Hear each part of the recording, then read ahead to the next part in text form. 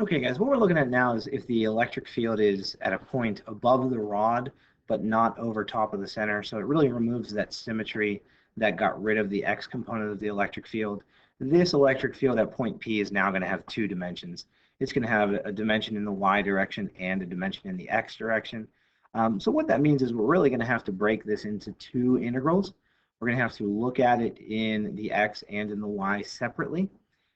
So really quickly, why do we lose that symmetry? Well, if I look at, again, symmetric pairs, I look at symmetric pairs about, the center of the rod, well, you notice that these guys are not canceling in any direction, the X or the Y, right?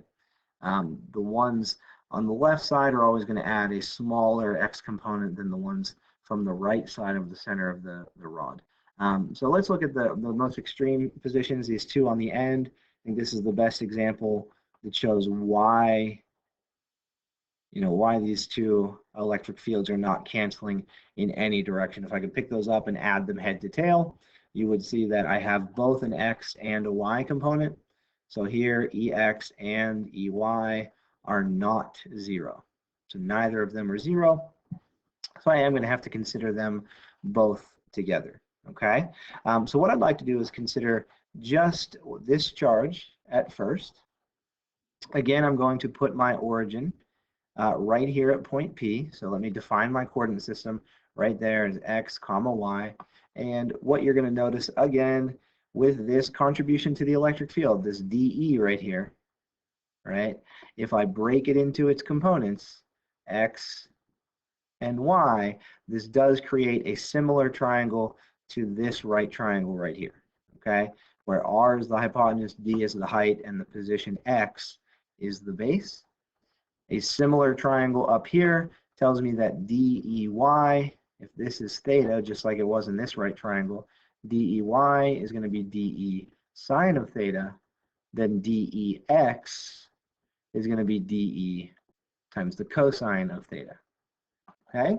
Other than that, I mean, the fact that DEX is not zero in this case, other than that, the integrals are going to go pretty much the same way that they did for when the point P was above the center. So if I bring these over to Smart Notebook really quickly, it won't take us long to set up these integrals since we've already seen it with the point above the rod in the center. But I can use, again, this geometry that if R is the hypotenuse there, then R squared, again, is just going to be D squared plus X squared, same way we did when point P was above the center. I'm also going to say a couple things about both sine and cosine, since we need to consider DEX as well. Here, sine of theta is D over R, which is going to be D over the square root of D squared plus X squared.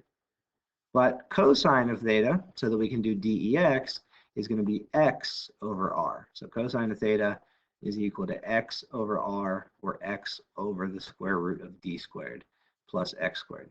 Okay? So let's go ahead and set up. Now we'll do it twofold. We want to do one for the X and one for the Y. So the electric field in the X direction is going to be due to the sum of all the contributions to the electric field in the X direction from 0 to the total electric field. And that's equal to the integral of K dq over R squared, but only consider the cosine of theta of those terms. So that's dE cos theta. And then for Y, well, EY is just going to be the integral of all the little contributions to the electric field in the Y direction from 0 to the total electric field, and then adding up the contribution from each little tiny charge, but then only taking the sine of theta. What we want is dE times the sine of theta to get DEY. Okay? Just making those same substitutions that we made before. You'll notice that in the Y direction, it's identical to what we wrote for the point P above the center of the rod. This is integral K dq over R squared is just D squared plus X squared, but sine of theta is D over X, D squared plus X squared to the 1/2. So this again becomes KD over D squared plus X squared to the 3/2 power times DQ, and then integrate. So again, we're in the same bind where X and Q are not the same. So I need to make a change based on the linear charge density. Lambda is Q over L. So any little tiny length has to have the same ratio of charge to length. So when I write EY, it's going to be the integral of K d lambda dx. Now when I substitute for dq, all over d squared plus x squared to the 3/2. And you notice this is an identical integral to what we had before. The only difference is going to be the integration bounds. They are not symmetric. Well, in this given example, I haven't really defined where that point P is. So let's try to give it some definition. Let's say that it's roughly at L over 4.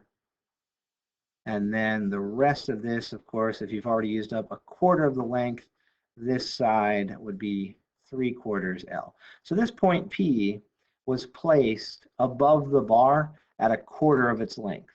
Okay, so it's not in the center. So if my origin is right here at point P and I'm integrating over x, then I want to integrate from the far left side of the bar, which is minus L over 4 in this coordinate system, to the far right side of the bar, which is 3L over 4. I'm going to go ahead and make that my integration bounds, minus L over 4 to 3L over 4. So the only thing that's changed is the integration bounds for EY.